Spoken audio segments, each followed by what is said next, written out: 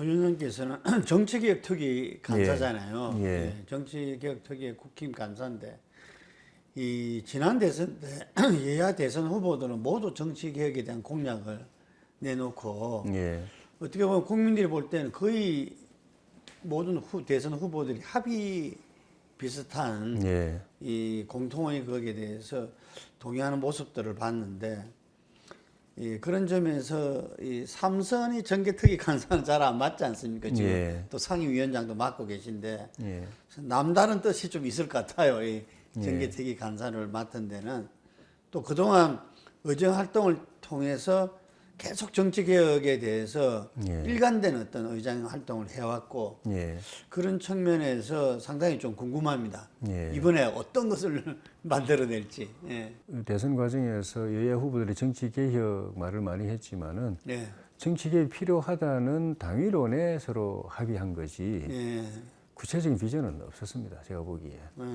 지금 정치 여야 뭐 후보 어느 후보 할 것 없이 정치 개혁에 대해서 별로 크게 전 고민해본 분들이 아닌데라고 저는 생각해요. 아, 그래요? 예.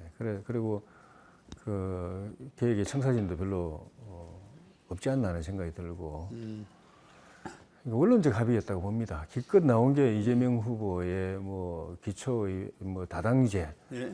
뭐 중대선거구 뭐 예. 이런 정도 이야기.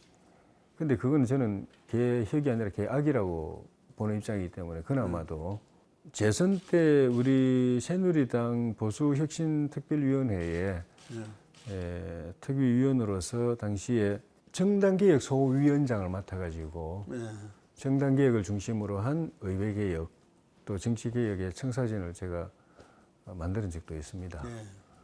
그리고 정치개혁의 가장 큰 부분 중에 하나인 헌법개정, 권력구조 개편을 포함한 이 헌법 개정 노력을 계속하면서 우리 당의 개헌특위의 위원도 했었고 두 번인가 했었고요. 지금은 민주당 소속이지만 진영 당시 우리 당 그 헌법 개정 특위위원장하고 같이 개정안도 만들었었고 그리고 정당 개혁이나 의회 개혁이나 또는 선거 개혁이나 또 정치자금 개혁이나 이런 정치 개혁의 문제는 저처럼 정치를 천직으로 삼아서 평생 여기에 종사해오면서 이 세계의 말하자면 속살을 다 아는 사람들이 나서지 않으면은 이거는 기대하기가 어렵습니다.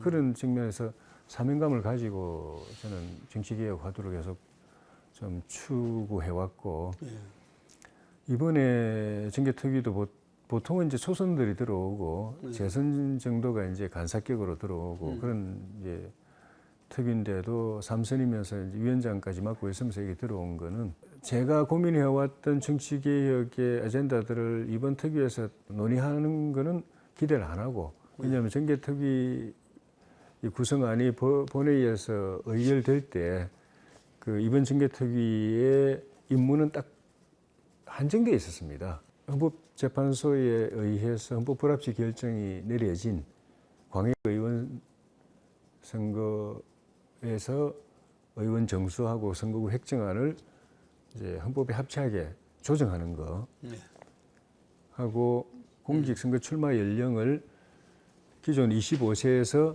18세로 낮추는 거 그 두 개로 딱 그 한정을 했습니다. 그리고 이제 세 번째 합의사항에 기타 여야 정개특위 간사가 합의하는 사항을 이제 다룰 수 있다 이렇게 되어 있었죠. 그래서 저는 이번 정개특위의 그 활동이나 그 결과가 지방소멸이라는 이 국가적 재난, 이 망국적 또는 재앙적 사태를 막는 신호탄을 국회에서 쏘아야 되겠다 하는 게 제 1차적인 거였습니다. 제가 들어온 목적이. 지방 소멸을 막겠다. 예, 그게 제 1차적인. 지방 소멸을 막는 그 신호탄을 국회가 쏘아야 된다. 왜냐하면 지금까지 역대 정부마다 뭐 지방 소멸 방지, 뭐 지역 균형 개발, 국가 균형 발전 이런 거 강조 안 하는 정권이 없었지 않습니까? 대통령마다 뭐 청와대 대통령 직속으로 무슨 지역 균형 발전 특위 뭐 이런 거 만들고 요란하게 많이 떠들었죠. 수도권과 지방 간의 격차라든가 양극화라든가 지역에 더 낙후되고 피폐해지는 거는 가속이 붙었습니다. 오히려 시간이 갈수록 예. 더 빠른 속도로 진행이 됐습니다. 그래서 지금 이제 지방 소멸 단계에 지금 지역에 따라서 소멸 단계에 지금 점점 들어가고 있는 상황이 되었습니다. 그 이유는 뭐냐면은 역대 대통령, 역대 정권들이 말은 그래 했지만은 실제 그 정부에서 국정을 운영할 때 각 그 국가나 정부의 각 부처에서 구체적인 정책을 결정할 때는 반대로 한 겁니다.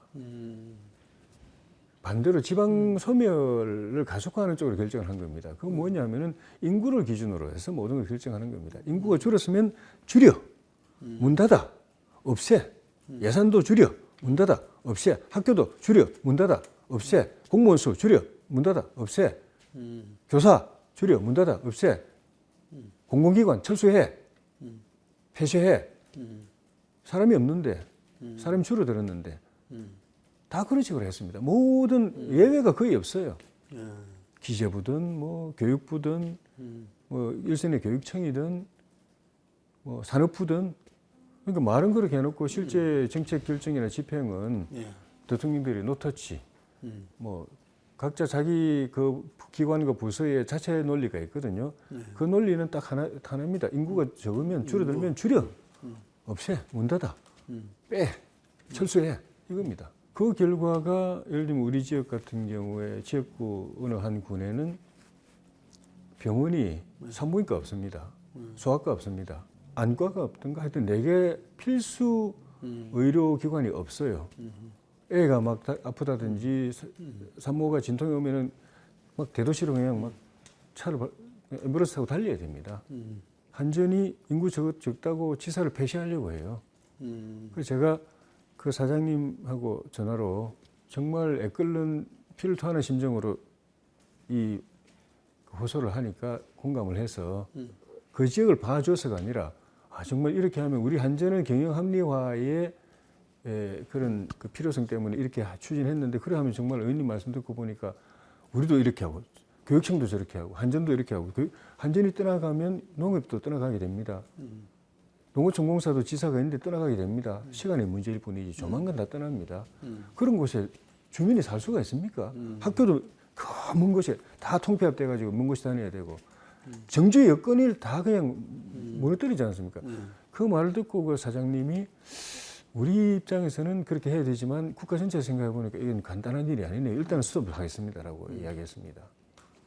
그게 하나 그 중에 하나가 국회에서 지금 광역의원 정수를 정하는데 인구 놔두면은 인구 줄어드는 데는 의원도 다 줄인다는 거 아닙니까?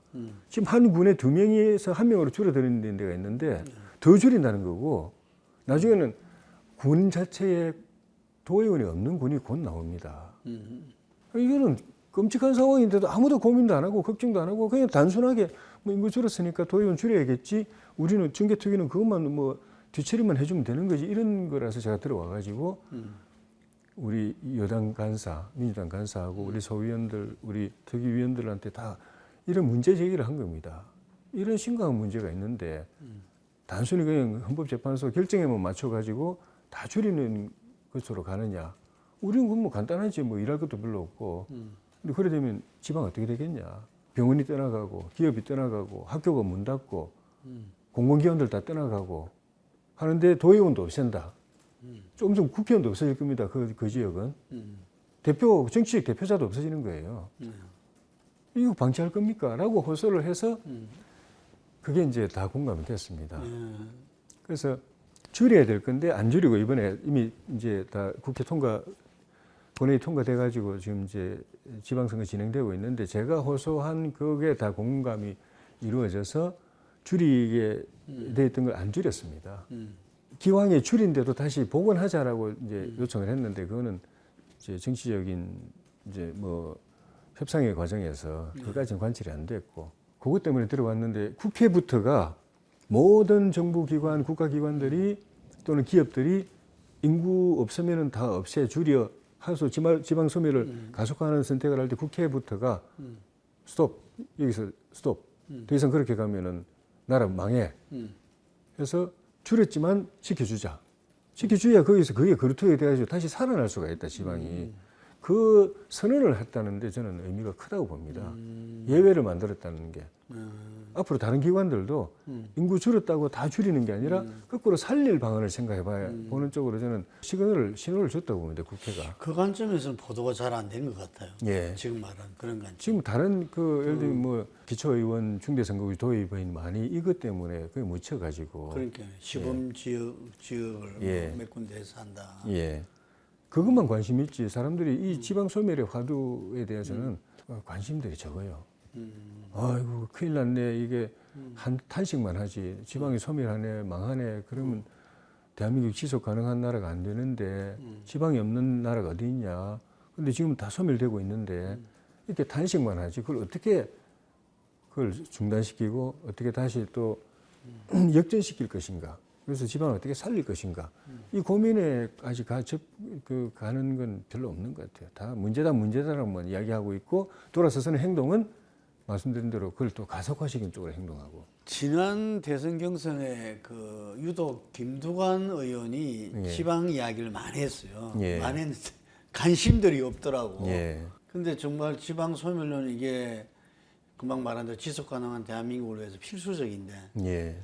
아무도 이렇게 그걸 구체적으로 예. 극복하려고 하는 게 지금 안 보이는 건 맞는 것 같아요. 제가 부처 논리대로만 계속. 예, 모든 기관, 모든 기업, 모든 주체들이 다 행동 패턴이 똑같습니다.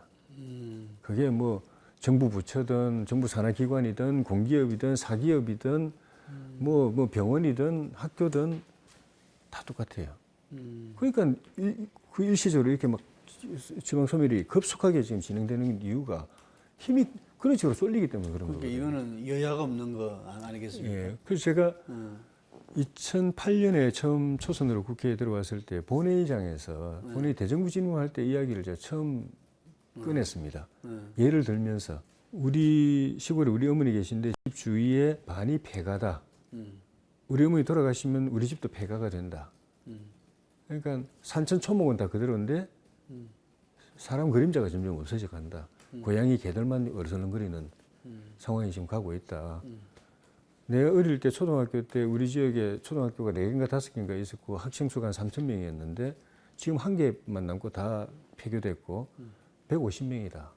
3,000명이 150명으로 줄었다.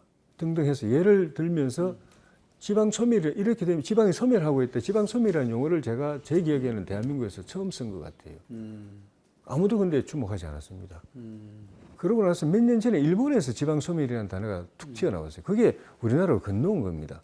그러면서 우리나라에서도 이게 우리 사회에서도 지방 소멸이라는 게 화두가 된 거죠. 이제 화두로 삼는 단계를 넘어서 가지고 구체적인 액션이 들어가야 뭔가 이게 문제가 개선이 되지. 그냥 뭐 그저 바라만 보고 문제다 이러고만 그러면서 행동은 또 딴판으로 반대로 하고 그래서 될 일이 아닌 거죠. 그러니까 이번 정개특위는 금방 말씀한 지방 소멸의 그를 갖다 해결을 위한 기폭제가 될 수 있는 어떤 선언이 될 수 있는 강력 의원 숫자 줄이는 걸 막아야 되겠다. 예. 이렇게 들어오셨다는 건데. 이제 들어왔는데 예. 그 뒤로는 아까 말씀드린 그 정치개혁의 이 이슈들에 대해서는 제가 고민해온 게 많이 있었고 예. 또 여야 합의상 본회의에 통과된 정개특위의 기능 중에 마지막 안에는 여야 간사가 하자는 있어서 우리 민주당의 김영배 간사하고 서로 이렇게 그 점에서 고민이 이렇게 좀 접점이 많아가지고 당장은 이 코로나 때문에 이제 코로나 확진자들이 저 대선에 참여할 수 있도록 제도를 만들었죠. 그 제도가 제대로 선관위에 의해서 시행이 안 돼가지고 난리가 났지만은 그런 이제 법을 도입한 것도 있고 그다음에 정치개혁 과제 측면에서는 이제 청년이나 여성들에 대한 배려를 또 입법을 많이 했습니다. 법 많이 만들었고 정당 가입 연령도 18세에서 16세로 낮췄고 그런 등등 이 크고 작은 정치개혁 그 아젠다들을 우리가 입법을 많이 했습니다. 그리고 지금도 지방의 지역 그러니까 정당 활동을 강화하는 방안, 특히 이제 지역의 정당 활동을 강화하는 방안, 그걸 단순히 뭐 지구당 부활이라고 표현하기 좀 그런데 그건 좀 다른 개념인데 지역당을 법인화하고 음. 그 활동을 이렇게 강화하고 지원하고 지역당 당원들의 권한을 강화하고 하는 걸 지금 또 협의 중이고 그런 거는 우리가 서로 여야를 떠나가지고 정치개혁의 방향 필요한 방향이라고 생각되는 거는 지금 계속 진행하고 있습니다. 풀뿌리 민주주의의 구심체는 있어야 된다. 예, 뭐 이런 거네요, 그죠? 예. 제가 우리 정치개혁하면 맨날 중앙 권력만 이야기하는데 예. 지자체도 엄청 지금 개혁되지 않으면 지방 소멸의 원인 중에 하나가 지방 정치의 퇴행, 지방 정치 그러니까 지방의 정당 활동은 완전히 그냥 뭐 소멸하다시피 하고 그 반면에 지방의 행정은 거의 뭐 왕국 체제로 가고 의회는 행정의 덜러리 기능만 하고 그래서 그 안에서 부패가 고착화 되고 이게 지방 소멸을 가속화시키는 원인 여러 가지 원인 중에 하나이기 때문에 지방 행정, 지방 정치를 정상화하고 개혁하고 하는 것도 필요하기 때문에 좀 전에 말씀드린 지역당을 법인화하고 지방당의 활동을 강화하고 당원들의 권한을 강화하고 법인화한다는 건 기존의 지구당의 문제점들을 기존 지구당은 없죠. 그러니까 기존 지구당 때 있었던 예. 문제점을 극복하기 위해서 법인화 한다는 겁니까? 지금은 지구당 활동이 없는 거죠. 그렇죠. 지금 없다 보니까 예. 지방에는 정당 활동은 없고 행정만 있는 거죠. 그리고 의회는 정당 활동이 없다 보니까 그 정당에서 배출한 의회가 아무 기능을 못 하고 그럼 지금 있는 당협은 무슨 활동을 해요? 활동이 없죠 사실상. 당협은요? 없다고 봐야 됩니다. 선거 때만 있는 겁니까? 예. 선거 때도 제대로 가동이 안 되죠. 평상시에 정당 활동이 안 되고 조직 관리가 안 되고 교육 훈련이 진행이 안 되기 때문에 지금 하면 다 불법입니까 그게? 그렇죠. 당원 협의회는 말 그대로 당원들이 모여서 협의하는 그냥 가설 추상적인 기구인 거지. 법인이라는 건 구체적인 거 아닙니까? 그 자체가 법 인격을 가지고 있고 의사결정 권한을 가지고 있고 재정 회계를 운용할 수 있고 그런 거니까 완전히 다르죠. 근데 이거는 짧게라도 좀 안 물어볼 수 없는데 어쨌든 예. 국민들이 생각할 때 정치개혁을 했을 때는 예. 선거구제와 개헌 예. 이 두 가지를 생각하지 않을 수 없거든요. 예. 뭐 그걸 갖다 여야 간사간에 합의해서 못하더라도 이 다음 파스 정치개혁 특위에서는 예. 또 곧바로 해야 될 문제 아닌가 예. 싶거든요. 거기에 대해서는 우리 위원장님 어떤 입장을 갖고 있습니까?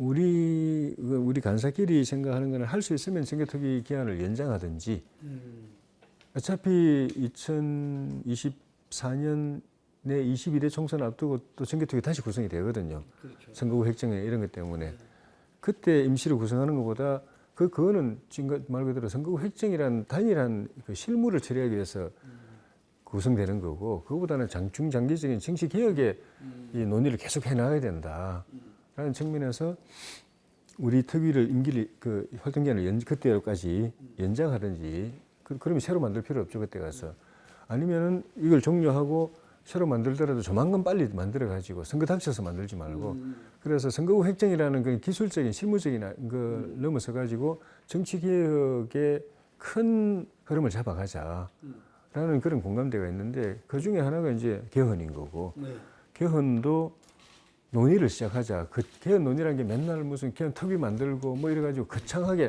정치적 결단 뭐 이런 차원에서 하는 게 잘 안 되는데 정계 특위 차원에서 작은 단위에서라도 조용히 꼼꼼하게 개헌의 방향에 대해서 논의하는 것이 훨씬 더 실제적이다라는 그런 게 있고 선거구제 문제도 당연히 그때 가서 이제 이야기할 게 아니라 지난번에도 그 선거 앞두고 선거구제 나오는 바람에 뭐 연동형 비례대표제 나오고 위성정당 나오고 그 좀 소란 파행이 있었는데 그런 게 아니라 지금부터 서로 합의 맞춰가면 되거든요. 그때는 임박해가지고 어느 한쪽이 막 밀어붙이니까 문제가 생겼던 것인데 시간을 충분히 가지고 서로 그 공감하고 협의하고 이제 절충해가면서 하면은 그런 파행이 선거 앞두고 그런 파행이 안 생길 거거든요.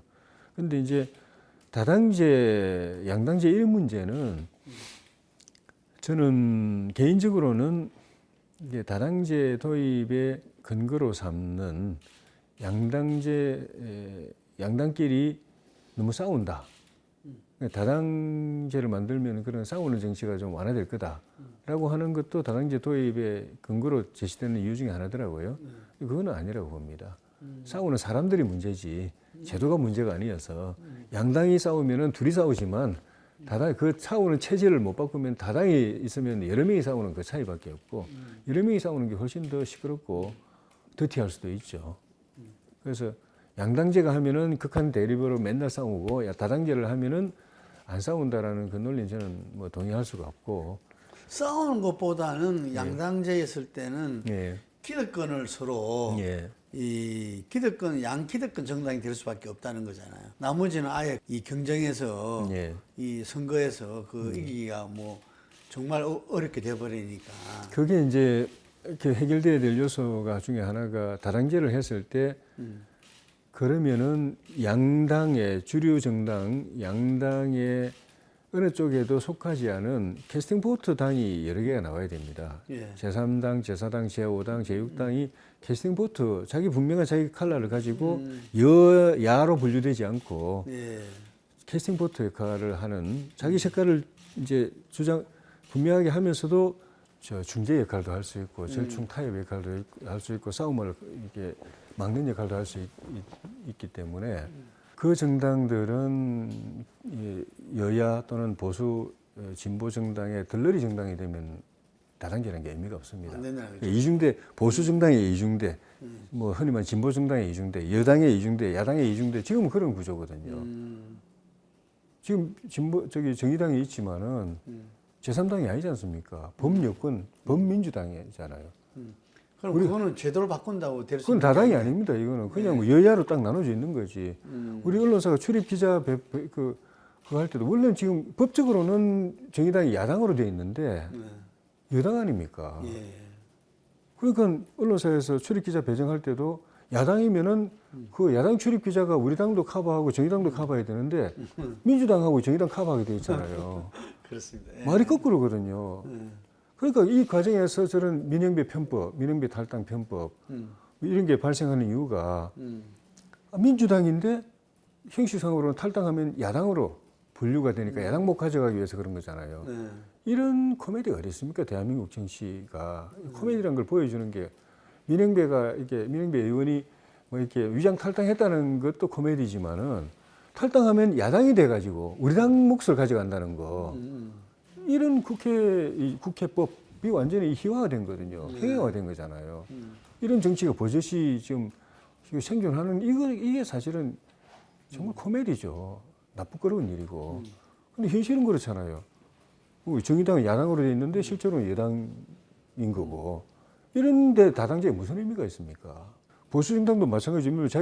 뭐 예를 들면 우리 공화당이 의석을 얻어서 들어온다. 그 허경영 무슨 혁명당이 또 의석을 얻어서 들어온다. 그랬을 때 우리 당의 이중대 역할을 하면 그건 다당제가 아닙니다. 그냥 여야로 딱 갈려 있는 거죠. 그냥 보수 진보로 갈려 있어요. 양당 체제인 거죠. 근데 제도가 안 바뀌면 그게 전제가 돼야 되고 네. 두 번째는 국민들이 그거를 선택을 해야 됩니다. 네.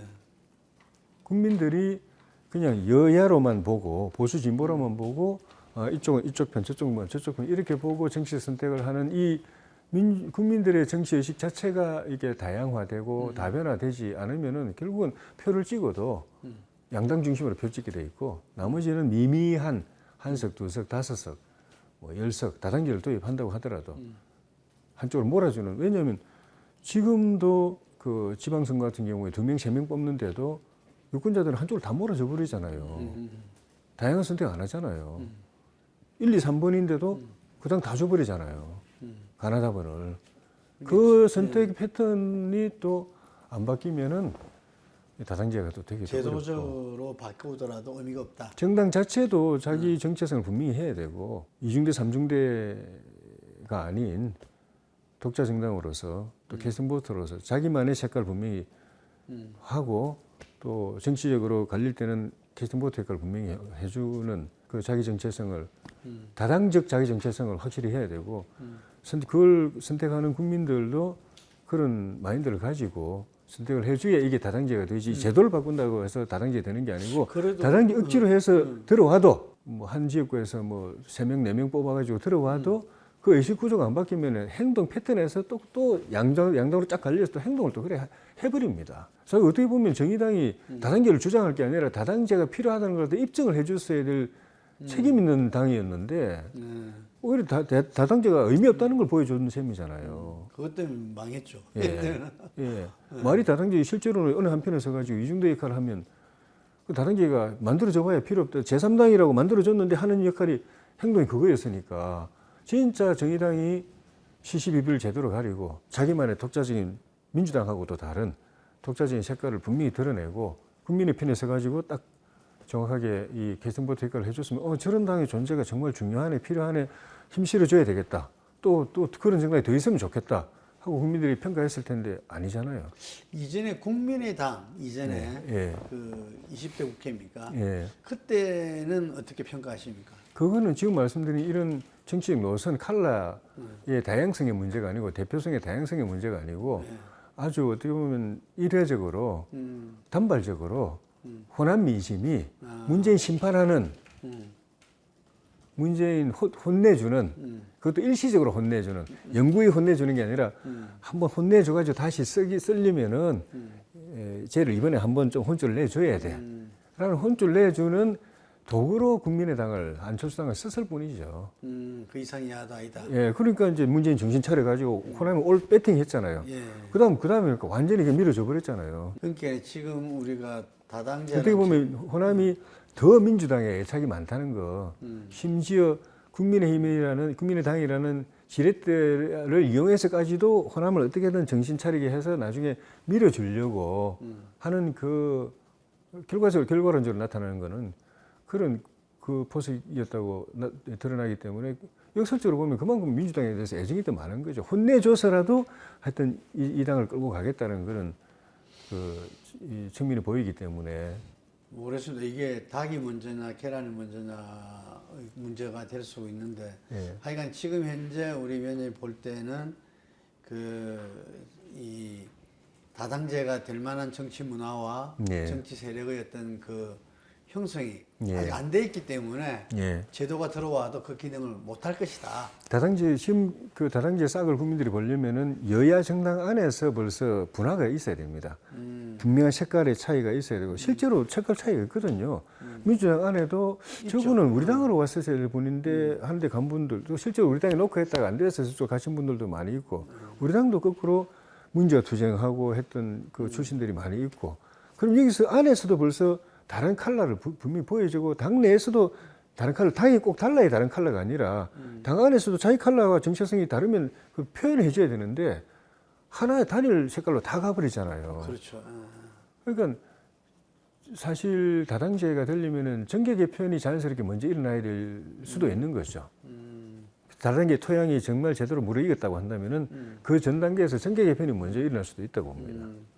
그래야 또 국민들도 보고 예. 그런 선택을 또 할 수도 있는 거고. 예. 예. 자기들 컬러가 분명히 다른 컬러가 있는데 그걸 죽이고 있는데 밖에서 들어온다고 그 문화가 이미 딱 뿔을 잡고 있는데 밖에서 다른 당이 들어온다고 해서 그 컬러를 그 사람들하고 뭐 특별히 다른 사람들도 아닌데 들어와서 자기 색깔을 분명히 드러낼 수 있느냐? 그거는 그렇게 뭐 쉽게 말할 수 없다고 봅니다. 잘 알겠습니다. 아까 개헌 문제를 작은 문제부터 전개턱에서 하나하나 해나가자 그러는데 예. 실제로 잘 아시겠지만 지난 이 역대 국회에서 국회의장 직속을 해가지고 예. 개헌특위나 뭐 자문위원회나 이래가지고 예. 개헌안에 대해서는 권력구조문에서 특히 예. 다 준비가 돼 있잖아요. 예. 이게 뭐 선택만 남았다 이런 이야기 있는데 역대 국회와 또 대선에서 다 개헌하겠다 했다가 대통령이 들어오고 나면은 예. 그 이야기가 별로 이렇게 실효성이 없이 진행되고 넘어가고 했거든요. 예. 그래서 이번에는 뭐 이 보수 언론에서도 초기 어떤 과정을 지나고 나서는 예. 예를 들면 한 1년 정도 지나고 나서는 바로 개헌 논의를 시작하고 공식화해야 된다. 안 그러면 또 넘어간다. 이런 이야기가 많이 하더라고요. 예. 우리 위원장님 어떻게 보십니까? 그 시기의 문제. 시기의 문제가 아니라 접근 방식의 문제라고 봅니다. 아. 토론을 해서 개헌을 한다. 전문가들이 모여서 안을 만들어서 개헌한다. 그건 안 됩니다. 예. 광범위한 공감대를 만들어내야 됩니다. 예. 일반 뭐 전문가들이나 정치권뿐만 아니라 정치권에서도 개헌을 하게 되면은 손해를 본다고 생각하는 기득권자들까지 포함하고 왜냐하면 개헌 안 되는 이유가 칼 잡은 사람들이 늘 그에 대해서 자기 손해 본다고 생각하기 때문에 안 되는 거예요. 그 사람들이 동의하지 않으면 절대 이론적으로는 될 수 있어도 현실적으로 안 되는 거거든요. 그런 사람들하고도 대화가 필요하고 공감대가 만들어내는 게 핵심 관건이죠.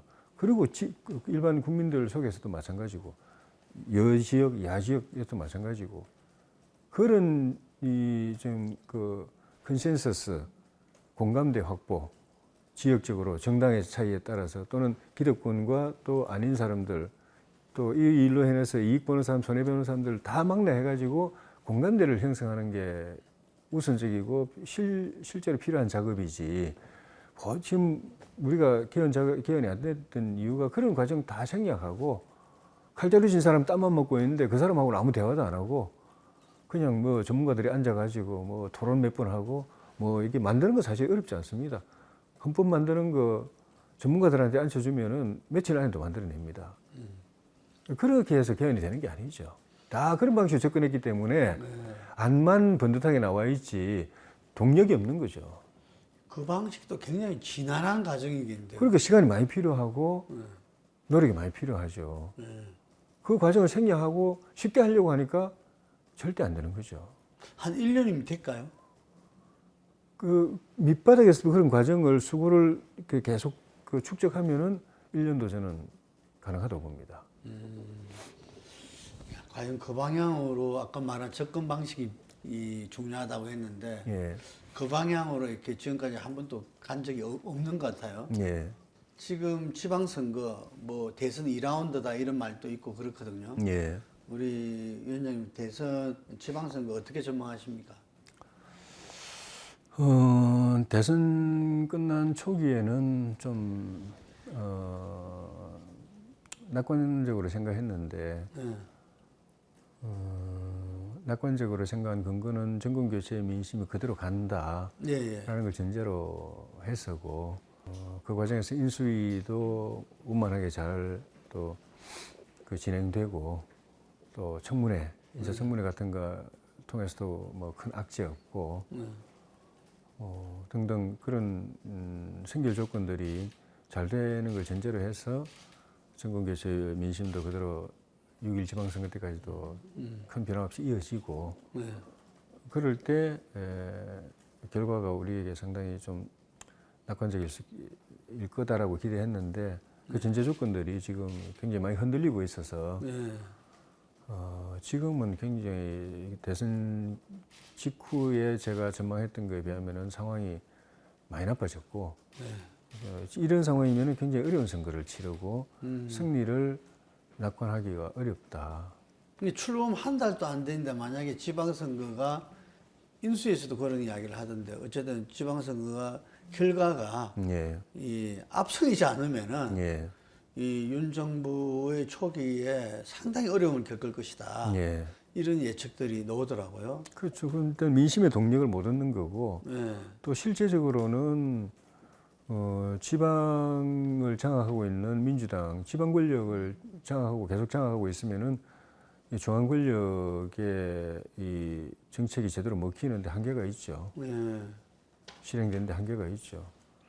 그런데 어쨌든 여당 내 신여당이죠. 내에서도 보수정당에서도 소신과 쓴소리를 계속 해왔는데 지금 많은 분들이 윤핵관에 대해서 문제 제기를 그 보수 언론도 그렇고 많이들 하고 있거든요. 그래서 이번 인수위 끝났을 때는 이제는 그 국회로 돌아오든지 어쨌든 거기에서 그 대통령 국정 운영에서는 빠져야 된다. 이런 지적들을 많이 하고 있는데 현재 인수위라든지 이 국무위원들 이렇게 인사 부분에서도 어쨌든 누가 보더라도 핵심적인 역할을 하고 있잖아요. 근데 그 부분들이 지금 이제 순탄치가 않다는 이야기인 거잖아요, 지금. 이 당선인과 그 주변의 의사결정 구조가 제대로 돌아갔다면 지금 말씀드린 이런 지방선거에 대해서 우려하는 상황이 안 벌어졌겠죠. 인수위 인선도 잘 됐을 것이고 인수위 운영도 잘 됐을 것이고 거기서 국민들이 기대할 만한 좋은 이 정책들이 많이 또 나왔을 것이고 또 거기서 임명한 장관 후보자들이 청문회 아직 청문회 뭐 제대로 본격화되지는 않았지만은 총리나 장관 저 후보자들이 또 무난하게 또 검증을 또 통과할 수 있을 것이고 그 당선인과 그 주변의 의사결정 시스템에서 나온 결과들이 지금 이렇게 네. 안 좋은 상황으로 지금 네. 가고 있어서 당선인 지지율이 좀 뭐 42%면은 42%면은 찍었던 사람들도 지금 돌아서고 있다는 그렇죠. 의미이기 때문에 예. 이건 적신호죠. 아주 심각한 적신호고 흔히 말하는 윤핵관으로 불리는 이 현상이 어쨌든 결과적으로 당내에서는 편가르기가 되는 거거든요. 윤핵관과 비핵관 네.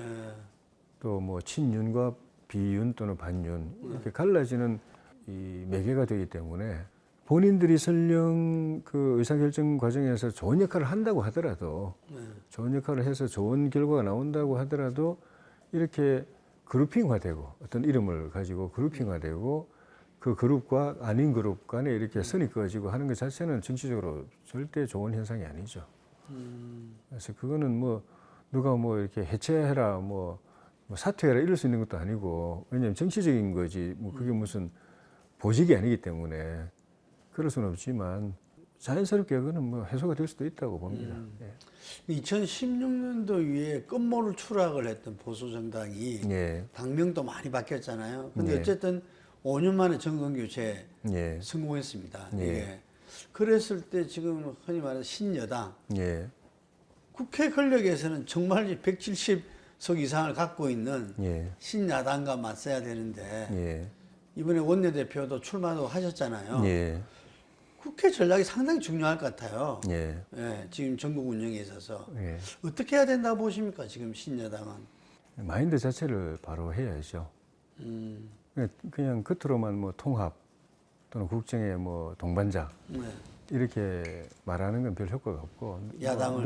누구나 똑같은 말을 많이 해왔기 때문에 실제로 마음에서 네. 상대방을 인정하고 네. 국정의 파트너로서 동반자로 인정하고 그 뜻을 존중하고 그쪽이 처한 상황이라든가 이해관계를 또 존중하고 하는 바탕에서 뭔가 접점을 만들어내고 공감대를 공통분모를 만들어내고 공생할 수 있는 영역을 만들어내려는 노력 또 그 과정에서 당리당략보다는 나라를 생각하고 국민을 생각하고 미래를 생각하는 그 관점에서 협상을 하는 그런 진정성을 가지는 것, 마인드를 그렇게 가지는 것, 그것이 전 출발이라고 봅니다. 그럴 때 상대방이 민주당에서 우리를 볼 때, 이 사람들은 우리를 이해하는구나, 우리의 존재를 인정하는구나, 우리의 역할을 인정하는구나, 그리고 우리의 생각을 일정 부분 존중해 줄 준비가 되어 있구나. 이 집권당 사람들이 그저 당리당략만 가지고 계산만 하고 이렇게 뭐 술수 부리고 뒤통수 치고 그런 게 아니라 정말 진정성을 가지고 그걸 넘어서서 나라를 걱정하고 국민을 걱정하고 미래를 고민하는 사람들이구나라는 마인드를 가지도록 그런 생각을 가지도록 만들어주는 게 중요한 거죠. 그럴 때 서로 믿고서 대화할 수 있는 것이고 고차선 단순히 정당의 이해관계에 따라서 주고받고도 하지만 그걸 넘어서 가지고 나라, 국민, 미래 이런 걸 생각하면서 서로 양보할 건 양보하고 나중에 보상을 받더라도 지금은 양보할 수 있는 지금 바로 보상은 못 받지만 지금 내가 내놔야 되지만 이 사람들 하는 걸 보니까 나중에 결국은 그 신의를 지켜서 다음 때에는 나한테 또 이 양보에 대한 보상을 줄 거다라는 그런 믿음을 갖고 대화를 하게 만드는 이해관계 또는 협상 창구 이게 만드는 게 저는 핵심이라고 봅니다. 참 어렵겠네요, 그거. 어렵지만 그거 아니면 결국 정치가 달라지는 게 없습니다. 계속 서로 뭐 이해관계 가지고 다투고 뒤통수 치고 수수 부리고 그러면서 뭐 접점은 없고 이번 정계 투기가 저는 이 제한된 이 영역이지만은 저는 그렇게 생각합니다. 그런 지금 말씀드린 이런 조건들 속에서 지금 운영되어 온 신뢰를 갖고 운영돼 왔다. 저는 그렇게 생각합니다. 네, 그거는 김영배 간사도 인정하더라고요. 네. 아까 앞부분에 말씀드린 그 광역의원 정수 조정 문제 합의가 된 게 여러 가지 요소가 있지만 민주당 입장에서 볼 때는 우리가 그걸 주장하는 게 우리 당 잘 되려고 하는 게 아니라는 믿음, 아주 단순하지만 아주 기초적인 믿음. 우리 당 도의원 몇 명, 시의원, 광역의원 몇 명 더 늘리려고 정치로 이득 보려고 하는 게 아니다라는 거. 진짜 지방 소멸을 걱정하고 지속 가능한 이 대한민국을 걱정하는 그 마음에서 이런 제안을 하고 이런 요구를 한다는 그런 아주 단순하지만 기초적인 믿음이 있었기 때문에 그 합의가 저는 됐다고 보거든요. 그게 되니까 나머지 아까 쭉 말씀드린 대로 나머지 정치개혁 방안들 여성 또 청년 배려하고 이런 것들이 그냥 순수 잘 돼 가잖아요. 그것도 여야 입장이 아니라 정치 발전, 정치 개혁이라는 관점에서 서로 고민한다는 게 대한 서로 공감이 있기 때문에 뭐 여성은 우리 편이니까 우리가 더 해주고 청년은 우리 편 아니니까 우리가 더 안 해주고 이런 관점에서 접근했다면 안 될 겁니다. 근데 당장은 이 편이 지지층이 또 그 우열이 있잖아요. 어느 층은 어느 정당에 조금 더 지지도가 많이 나오고 어느 층은 뭐 지지도가 덜 나오고 이런 게 있잖아요. 그걸 넘어서 가지고 장기적으로는 여성 정치를 활성화하려면 이렇게 배려해 줘야 되고 청년들의 정치로 정치가 잘 되려면 여성과 청년들의 정치 진출이 더 확대돼야 되고 지금은 당장 그쪽에 누구 편이든 관계없지만 조금 멀리 내다보면은 그럼 이 사람들 갖다 배려해 줘야 되고 지원해 줘야 된다. 이런 관점에서 서로 대화를 하기 때문에 계산에 의해서가 아니라 되는 거죠. 그냥 합의가 되고 처리가 되고. 저는 지금 국회 운영, 큰 틀의 국회 운영도 그 바탕에서 하면 희망이 있고 분명히 좋은 성과가 있지만은 그게 없으면은 저는 별 기대할 것 없다고 봅니다. 지금 정권 교체는 됐는데 아까 말씀하신 정권 교체 민심이 워낙 컸기 때문에 예. 정권 교체 가장 제1등 국시는 문재인 대통령이다 이런 예. 말씀도 하셨는데 근데 국민의힘 예. 무수하게 계속적으로 혁신과 그거를 요구받고 또 하려고 노력해 왔잖아요. 예. 지금 우리 위원장이 볼 때는 혁신 어디 한 몇 점 정도 줄 수 있겠습니까? 사실은 그 자체적 혁신은 별로 크게 없었다고 보여집니다. 예. 정권 교체가 이루어진 것은 외생적 요인이 크게 작용했죠. 말씀하신 대로 문재인 정권에 대한 그 실망 이게 큰 이제 동력이 됐고 그 정권 교체 민심을 담아낼 윤석열이라는 존재가 이제 탄생한 거 거기에 큰 동력이 됐고 거기에 맞춰서 우리 당이 이 30대 영선에 이준석이라는 인물을 당대표로 딱 그 세우는 결단 그런 거는 우리 내부적 그러니까 요 부분 앞부분은 이제 외형적인 외부적인 요인이고 거기에 발을 맞춰서 그 흐름에 발을 맞춰서 우리 보수 정당으로는 꿈에도 상상 못했던 죽었다 깨어나도 생각 못할 그런 행동을 한 거잖아요. 원외 30대 영선을 당의 1인자로 책임자로 앉히는 결단은 우리가 한 거죠. 그렇죠. 정치 개혁이 이제 뭐 이론적인 게 제도적인 게 아니라 그게 정치 개혁인 거죠. 그렇죠. 그런 것들이 이제 3박자, 4박자가 맞물려 가지고 그래도 아슬아슬하게 정권 교체를 이뤄냈는데 그렇게 해도 아슬아슬하게 정권 교체가 아슬아슬하게 됐다는 거는 이런 조건이 없었으면 우리 당은 정권 교체 희망이 전혀 없었다는 반증인 거죠. 그러니까 그만큼 우리 내부 혁신, 내부 쇄신의 작업은 별로 없었다는 거죠. 우리 지금부터 다시 시작해야 되겠네요. 뭐 다시고 말고 떠나서 뭐 그거는 필요성을 강조할 필요도 없는 절실한 당위죠. 절실히 반드시 해야 될 일이죠. 새 정부가 성공하기 위해서도 그렇고 정권은 단임제이기 때문에 정권 자체를 국민이 심판할 길은 없습니다. 그 정권을 뒷받치고 있는 정당을 심판하는 거지. 그렇죠. 그러니까 정부가 잘 못하면은 심판은 정부가 받는 게 아니라 우리 당의 저를 포함한 우리 당 국회의원과 후보자들이 다음에 심판받게 되어 있습니다. 그런 측면에서 윤석열 정부의 성패가 결코 강 건너 불구경하듯이 지켜볼 수 있는 그 구경만 하고 수수방관하면서 바라만 볼 수 없는 그런 절실한 과제인 측면이 그런 측면에서 있는 거죠. 그러니까 우리 당 소속 의원들은 윤석열 정부 성공을 위해서 다 팔 걷어붙이고 거기 매달려야 되는 거죠. 그런 과정에서 이제 집권당의 역할을 제대로 하는 거, 비판할 건 비판하고 또 쓴소리할 건 쓴소리하고 또 대안도 제시하고 민심을 제대로 전달하고 이렇게 하는 그런 역할을 할 수 있는 정당으로 바뀌어가는 것이 쇄신인 거죠. 그렇죠. 권력에 눈치 보고 줄 세우기만 하고 어떻게 거기서 한 자리 하려고 하는 그런 정당은 그건 쇄신이 그건 뭐 퇴행이고 그 구태고 희망을 갖고 계십니까? 변화할 것이라는. 해야죠 뭐 그렇게 해야죠. 예, 예.